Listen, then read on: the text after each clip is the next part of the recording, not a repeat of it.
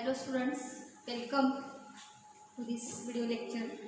Last lecture we have completed the phylum Annelida. Ringworms, commonly these are called as a ringworms. That phylum number 6 we have completed in the last lecture.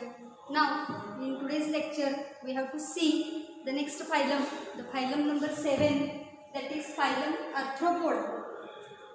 This Arthropoda word is made up of two words, that is arthros means jointed and poda means legs, means the organisms which are showing jointed legs, ज्यांचे पाय जोडलेले असतात, म्हणजे पायामधले जे structures आहेत ते एकमेकाला जोडलेले असतात, असे जॉइंटेड अपेंडेजेस किंवा जॉइंटेड लेग्स असणारे ऑर्गॅनिझम एकत्र या फायलममध्ये केलेले आहेत आणि म्हणून त्याला काय म्हटलं जातं, आर्थ्रोपोडा असं म्हटलं जातं.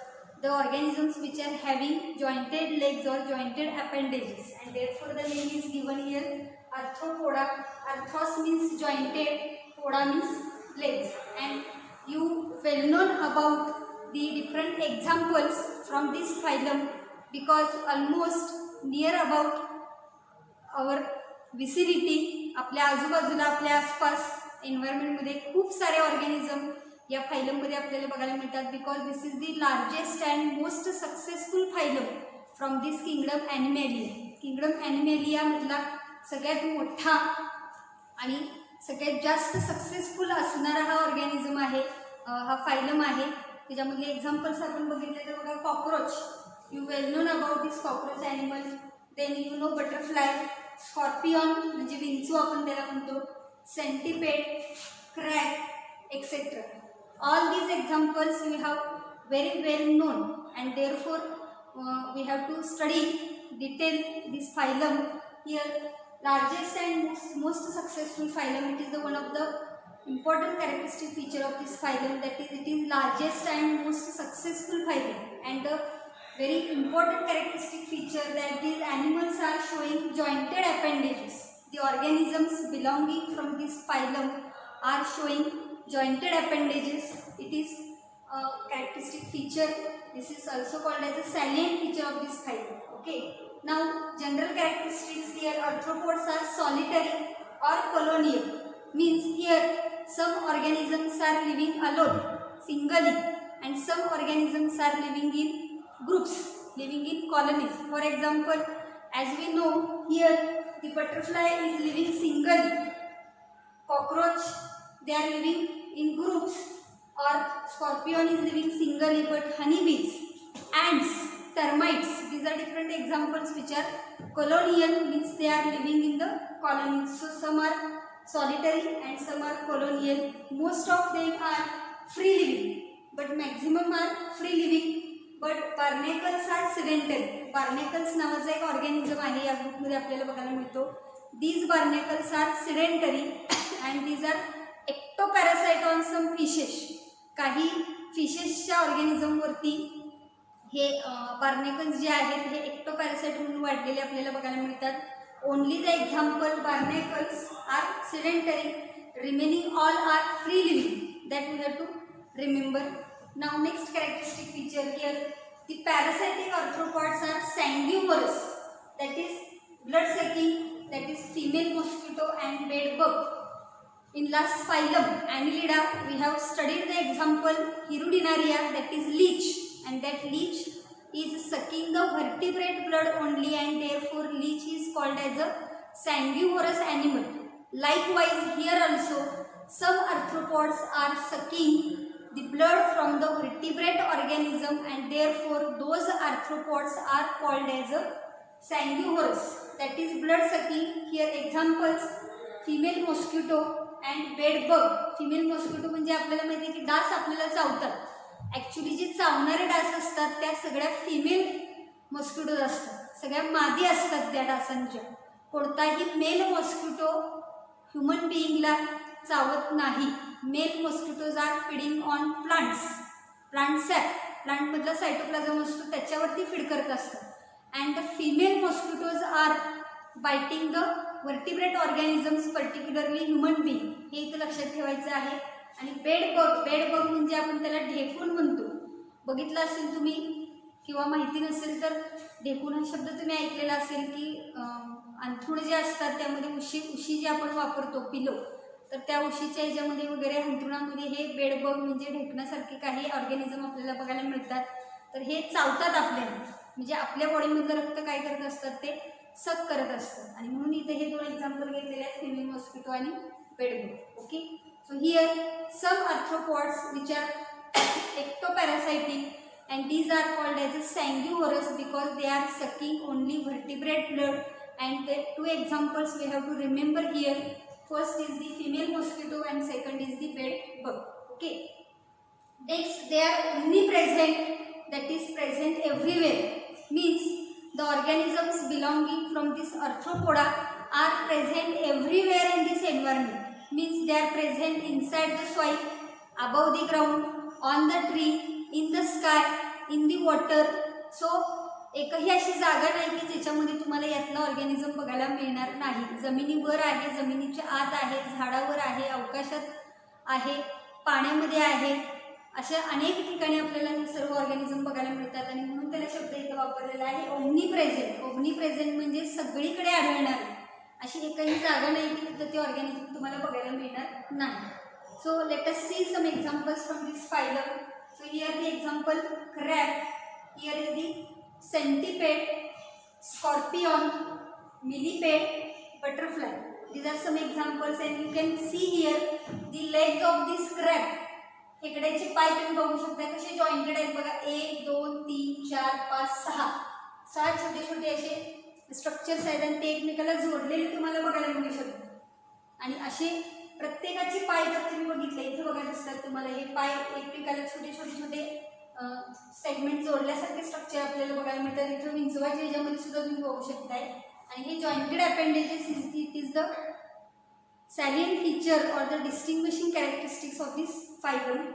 Okay, now another next characteristics that we have to study here, they are bilaterally symmetrical, triploblastic, segmented, coelomate with tube within tube body plan. These are the general characteristics. First is they are showing bilateral symmetry. What is mean by bilateral symmetry? A single median plane is dividing the body of organism into 2 equal parts, that is called as a bilateral symmetry. Next characteristic, they are triploblastic. What is mean by triploblastic? They are producing 3 germ layers, ectoderm, mesoderm and endoderm. So therefore these are triploblastic. Then body is segmented, just like the phylum Annelida. The organisms belonging to Annelida are metamerically segmented. Likewise here also these organisms are showing segmented body. But the another characteristic feature, that is jointed appendages, is present in this phylum. Therefore these organisms are separated in this phylum. These are not included in the Annelida. जरी यांची body segmented असली तरी सुद्धा याच्यामध्ये आणखीन एक characteristic feature आपल्याला काय बघायला मिळतं तर जॉइंटेड अपेंडेजेस बघायला मिळतं. आणि म्हणून या ऑर्गॅनिझमचा समावेश ॲनिलिडामध्ये न करता हा वेगळा फायलम केलेला आहे आर्थ्रोपोडा, की ज्याच्यामध्ये बॉडी सेगमेंटेड जरी असली तरी जॉइंटेड अपेंडेजेस स्ट्रक्चर असेल तरच या फायलममध्ये त्याला इन्क्लूड केलं जातं. नुसतं जॉइंटेड अपेंडेजेस असतील तरी या फायलममध्ये इन्क्लूड केलं जातं, हे लक्षात ठेवायचं आहे. त्यानंतर सिलोमेट ॲनिमल्स आहेत. Mesoderm is completely splitting forming the body cavity. True coelom or true body cavity is present, therefore called as a coelomate. And tube within tube body plan is present, that is organ system level of organization. Digestive system is complete, having 2 separate openings. Mouth has a separate opening and anus has a separate opening. So these are the general characteristics that we have to remember. Next, body is covered by a tough chitinous cuticle which forms the exoskeleton. As we have seen in the phylum Porifera or in the phylum Coelenterata, the endoskeleton is present. But here in this phylum the skeleton is present on the external surface of the body. Means the skeleton is not present inside the body but it is present on the external surface of the body, and such skeleton here it is called as a exoskeleton. And this exoskeleton is made up of a special type of protein that is called as a chitin. And therefore here the chitinous cuticle is word is used for the exoskeleton. जसं आपल्या बॉडीमधला सांगाडा कशापासून बनलेला असतो, हाडांपासून बनलेला असतो, तसं यांच्या बॉडीमधला जो सांगाडा आहे तो बॉडीच्या आत न असता तो कुठं असतो, बॉडी सरफेसवरती असतो आणि तो कशापासून बनलेला आहे, कायटिनस क्युटिकलपासून बनलेला आहे. And it is the distinguishing characteristics, typical characteristics of this phylum, that is the organisms or the arthropods are showing exoskeleton made up of chitinous cuticle. Okay, so this is the another characteristic feature. Next characteristic feature, their body is divided into head, thorax and abdomen.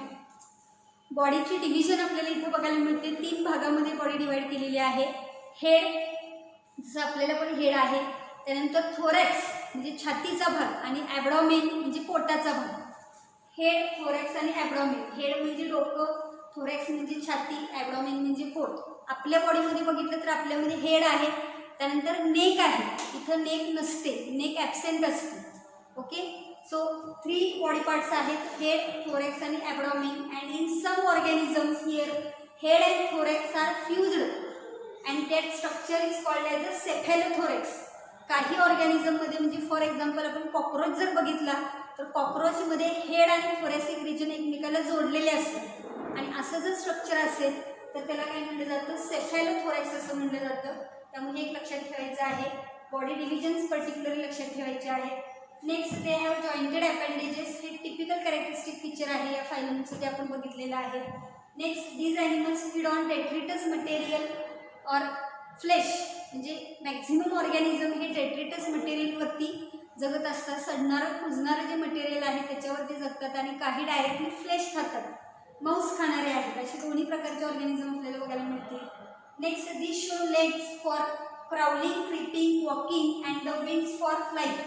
Some organisms are showing wings for the flying. जसं butterfly बघितला आपण, भुंगा बघितला, अनेक प्रकारच्या माश्या आहेत, mosquito आहे, मधमाशी आहे, असे सारे एक्झाम्पल्स आपण बघितले की त्याच्यामध्ये आपल्याला विंग्स बघायला मिळतात. त्या विंगच्या साहाय्याने they can fly. And some organisms are having legs or jointed appendages which are used for crawling, creeping आणि वॉकिंग. म्हणजे सरपटण्यासाठी त्याचा वापर केला जातो, कशावर तरी चढण्यासाठी त्याचा वापर केला जातो, पळण्यासाठी किंवा चालण्यासाठी, अशा अनेक प्रकारांसाठी ह्या पायांचा वापर केला जातो. जसं आपण कॉक्रोचमध्ये बघितले, कॉक्रोचेस एकदम फास्ट रनर्स आहेत बघा. कॉक्रोचला जर पकडायचा प्रयत्न केला तर कॉक्रोच आपल्या हाती येत नाही, कारण त्या जॉईंटेड अपेंडेजेस साहाय्याने ते काय करतात, फास्टली पळू शकतात, भिंतीवरती चढतात, कपाटावरती चढतात, कपड्यांवरती चढतात. तर त्याला क्राउलिंग किंवा क्रिपिंग असं म्हणलेलं आहे. अशा पायांचा वापर आपल्याला तिथं झालेला बघायला मिळतो. Next characteristic feature here, the digestive system is complete and divided into 3 parts, foregut, midgut and hindgut. म्हणजे जी डायजेस्टिव्ह सिस्टीम आहे त्याचे 3 पार्ट्स केलेले आहेत, फोरगट, मिडगट आणि हाइंडगट. फोरगट म्हणजे पहिला भाग, मिडगट म्हणजे मधला भाग आणि हाइंडगट म्हणजे मागचा भाग. फोर म्हणजे पहिला, मिड म्हणजे मधला आणि हाइंड म्हणजे शेवटचा आणि गट म्हणजे ॲलिमेंटरी कॅनॉल किंवा डायजेस्टिव्ह सिस्टीम, असं आपल्याला इथे लक्षात ठेवायचं आहे. आपण या फायलममधला कॉक्रोच ॲनिमल जो आहे तो डिटेलमध्ये स्टडी करणार आहे, त्यावेळेला त्याची डायजेस्टिव्ह सिस्टीम कॉक्रोचची आपण बघणार आहे, त्यावेळेला तुम्हाला त्याची डिटेल माहिती कळेल. So this digestive system is completed and it is divided into 3 parts, foregut, midgut and hindgut. Okay, next here the mouth parts are highly ovate and used for biting, sucking and chewing. The different organisms belonging from this phylum are showing different types of mouth parts. Some organisms are having mouth parts which are used for biting. Biting म्हणजे चावणे. जसं डास आपल्याला चावतो, मुंगी आपल्याला चावते, त्याला biting म्हणलेलं आहे.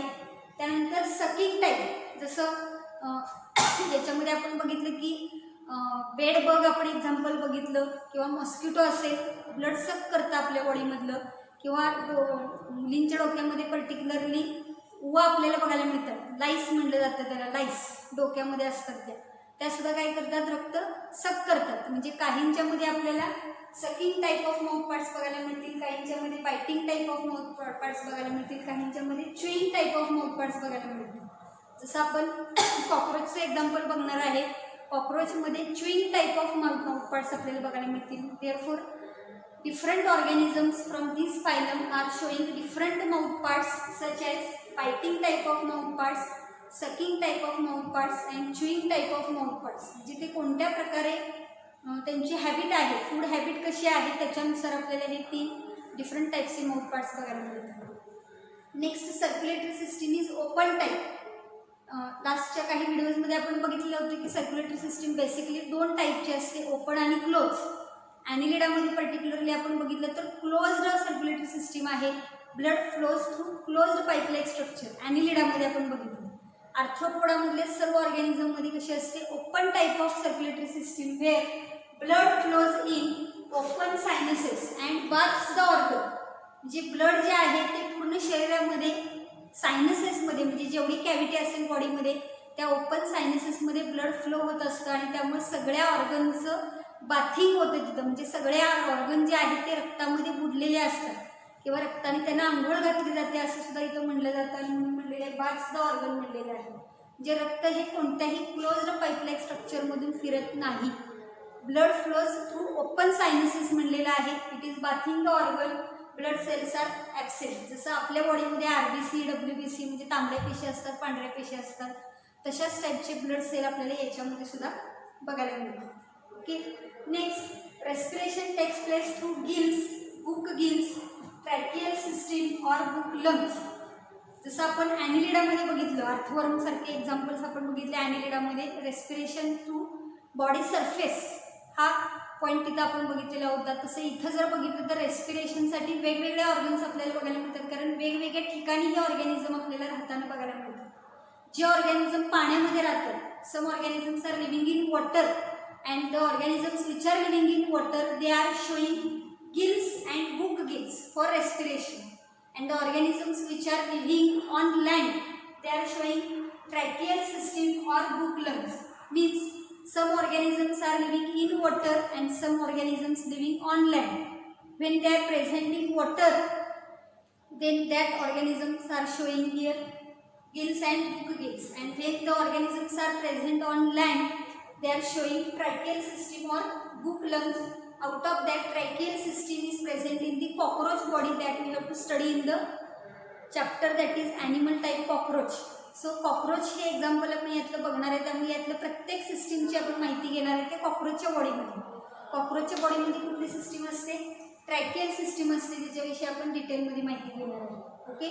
So here respiration through gills, book gills, tracheal system और बुक लंग्स म्हणलेलं आहे. Next, excretion. Excretion takes place by green glands or by Malpighian tubules or coxal glands. जसं आपण अर्थवर्म किंवा ॲनिलिडामध्ये बघितलं की नेफ्रिडिया हे स्ट्रक्चर होतं, आणि त्याच्या अगोदरची काही फायलम आपण बघितले की फायलम सिलेंड्रेटा असेल किंवा प्लेटिहेल्मिंथिस अस्केल्मिंथिस असेल, तर त्याच्यामध्ये आपल्याला बघायला मिळेल की प्रोटोनेफ्रिडिया किंवा फ्लेम सेल्स यासारखे काही ऑर्गन्स आपल्याला एक्सक्रिटरी ऑर्गन म्हणून बघायला मिळाले होते. ॲनिलिडामध्ये आपण बघितलं नेफ्रिडिया होती. तसं याच्यामध्ये कशाच्या द्वारे काय केलं जातं, एक्सक्रिशन केलं जातं, तर ग्रीन ग्लँड्स आहेत किंवा माल्पिगियन ट्युब्युल्स आहेत किंवा कॉक्सल ग्लँड त्याला म्हणलेलं आहे. असे 3 नावं आपल्याला इथे लक्षात ठेवायची आहेत. Phylum Arthropoda is showing excretion by green glands, Malpighian tubules और कॉक्सल ग्लँड्स.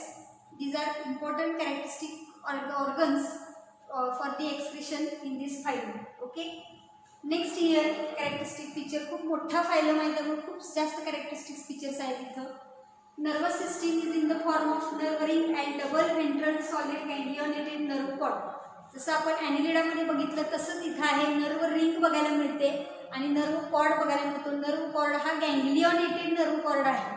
ह्या नर्वस सिस्टीमची माहिती आपण कॉकरोचची बघणार आहे, त्यावेळेला तुम्हाला डिटेल माहिती होईल की नर्व रिंग कशी असते आणि गँग्लिओनेटेड नर्व कॉर्ड कसा असतो. आत्ता त्याचे डिटेल्स तुम्हाला मी सांगणार नाही, कारण त्या चॅप्टरमध्ये आपल्याला डिटेलमध्ये बघायचं आहे नर्वस सिस्टीम ऑफ कॉकरोच. तिथं तुम्हाला हा पॉईंट सगळा क्लिअर होईल. Okay. Next, sense organs like antennae, compound eyes, statocysts और balance organs are present. So the organisms from this Arthropoda are showing sense organs and these are in the form of antennae. जसं cockroach तुम्ही बघितलं असेल, कॉकरोचच्या तोंडाच्या तिथून असे 2 लांबडे structures आपल्याला आलेले बघायला मिळतात, मिशासारखे स्ट्रक्चर असतात ते, त्याला अँटिनी म्हटलं जातं. Some organisms are showing compound eyes, some organisms are showing some balance organs. It is called as a statocysts. Balance organs म्हणजे बॉडीचा बॅलन्स राखणे, बटरफ्लाय आकाशामध्ये फिरत असते किंवा मधमाशी आकाशामध्ये फिरत असते त्यावेळेला बॉडीचा बॅलन्स राखण्यासाठी त्यांच्यामध्ये काही बॅलन्स ऑर्गन्स असतात to keep the balance of the body, and these organs are called as a statocysts. So these are the sense organs present in this phylum Arthropoda: antennae, compound eyes and statocysts. Okay, next sexes are generally separate, dioecious, showing sexual dimorphism. So male organ and female male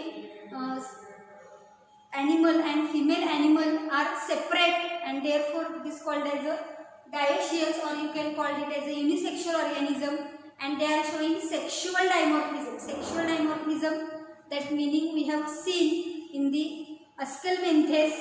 example Ascaris आपण बघितलेलं होतं की mail छोटा असतो आणि female मोठा असतो.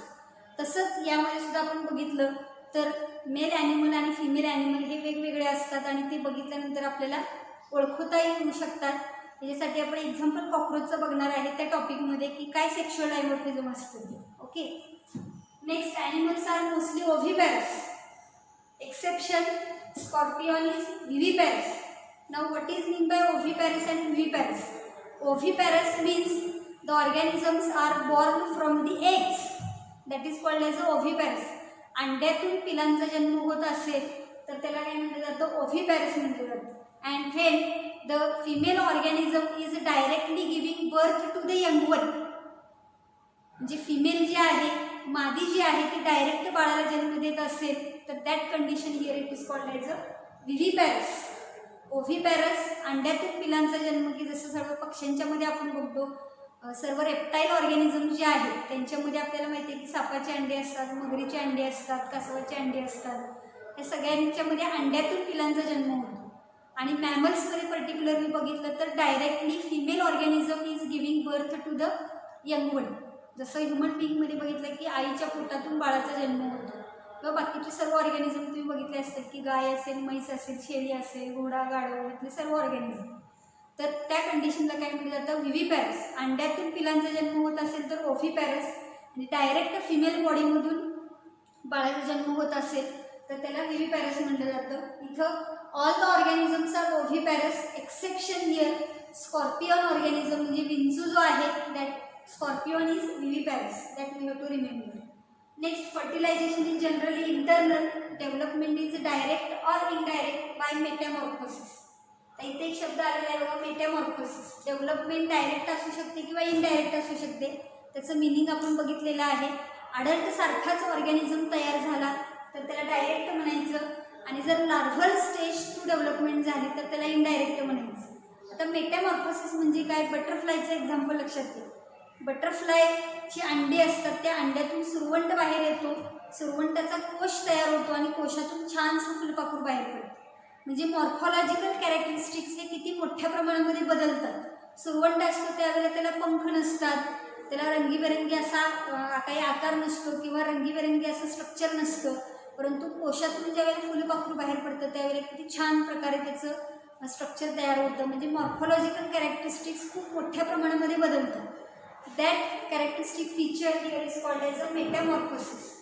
दी morphological characteristics are drastically changed. Drastically changed म्हणजे खूप मोठ्या प्रमाणामध्ये बदलतात. सुरवंट साधी आळी असते पण त्याच्यापासून छानसं फुलपाखरू तयार होतं. That morphological developmental stage here it is called as a metamorphosis. So here maximum organisms are showing indirect development by metamorphosis, that we have to remember.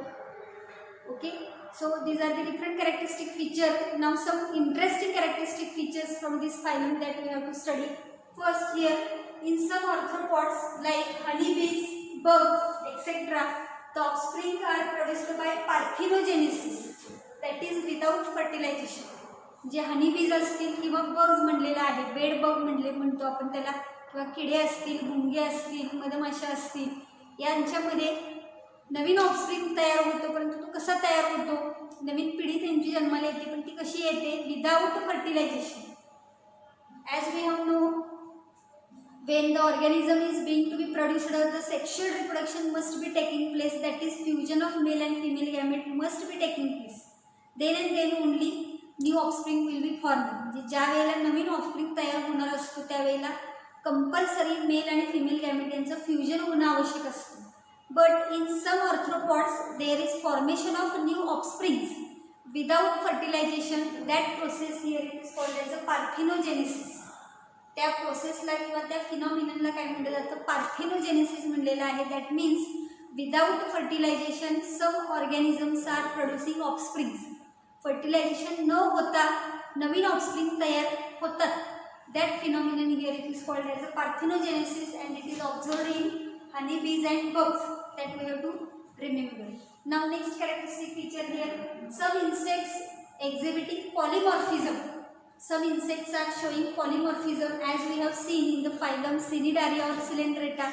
Two body forms are present, polyp and medusa. Likewise here, some insects are showing polymorphism, means occurrence of several different forms or types of individuals among the members of the single species.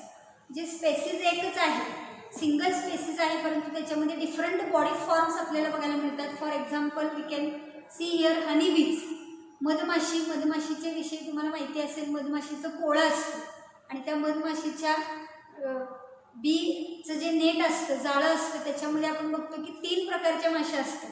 एक असते राणी माशी, queen बी, दुसरे असते worker bee, कामकरी माशी आपण त्याला म्हणतो, आणि तिसरे असतात ड्रोन्स, त्याला मेल हनी बीज असं म्हटलं जातं. म्हणजे हनी बी हा एकच स्पेसीज आहे, परंतु त्याच्यामध्ये आपल्याला क्वीन बी, वर्कर बी आणि ड्रोन असे 3 प्रकारचे आपल्याला माश्या बघायला मिळतात. सच type of phenomenon here it is called as a polymorphism. हे आपल्याला कुठे कुठे बघायला मिळतं, तर हनी बीज, ॲन्ट्स आणि टर्माइट्स. हनी बीजमध्ये, मधमाशांच्यामध्ये, मुंग्यांच्यामध्ये पण अशाच पद्धतीचं पॉलिमॉर्फिझम असतं. आणि टर्माइट म्हणजे वाढवी लागते बघा आपल्या लाकडाला, तर तो ऑर्गॅनिझम जो आहे त्याला टर्माइट म्हटलं जातं. अशा हे 3 ऑर्गॅनिझममध्ये सिंगल स्पेसीज आहे हनी बी, परंतु डिफरंट बॉडी फॉर्म्स आपल्याला बघायला मिळतात. ॲन्ट्समध्ये पण, टर्माइट्समध्ये पण. Therefore some arthropods are showing polymorphism. हे कॅरेक्टरिस्टिक फीचर इथे लक्षात ठेवायचं आहे. एक्झाम्पल हनी बी, ॲन्ट्स आणि termites. Okay. Now next characteristic feature here, some arthropods are economically important. Some arthropod organisms are economically important. Here the examples are honeybees, which are used for the honey, used for their honey. honeybeeचं नाव आहे इथं Apis.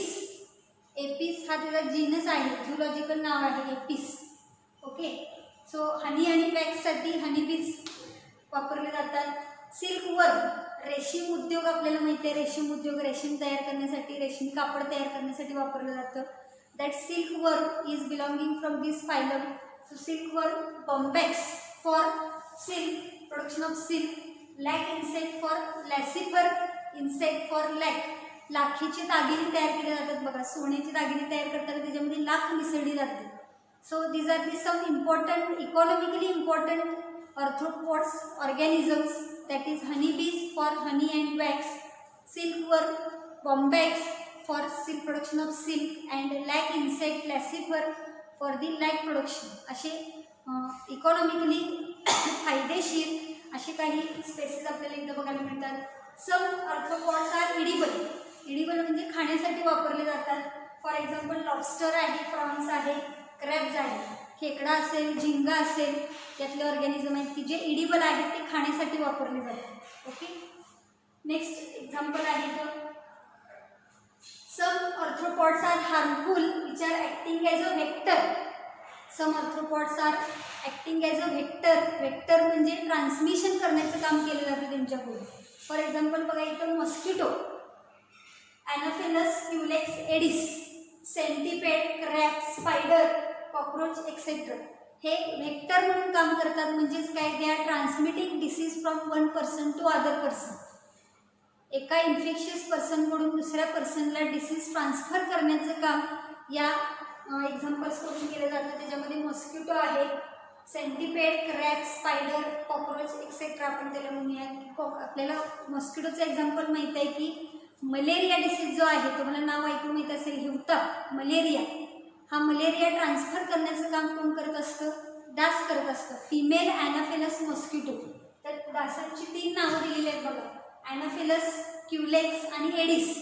हे 3 organism जे आहे ते 3 वेगवेगळ्या डिसीजेसला transfer करण्याचं काम करत असतात. त्यापैकी फिमेल ॲनाफिलस मॉस्किटो जो आहे तो मलेरिया डिसीज जो आहे तो ट्रान्सफर करण्यासाठी तिथं रोल प्ले करत असतो. एडिस मॉस्किटो जो आहे तो असेच एक डिसीज ट्रान्सफर करण्यासाठी वापरला जातो. क्युलेक्स मॉस्किटो जो आहे तो फिलारियासिस, हत्तीपाय रोग आपण म्हणतो एलिफंटासिस, तो डिसीज ट्रान्सफर करण्यासाठी वापरला जातो. आणि एडिस मॉस्किटो जो आहे तो अशाच एका डिसीजमध्ये ट्रान्सफर करण्याचं काम करत असतो.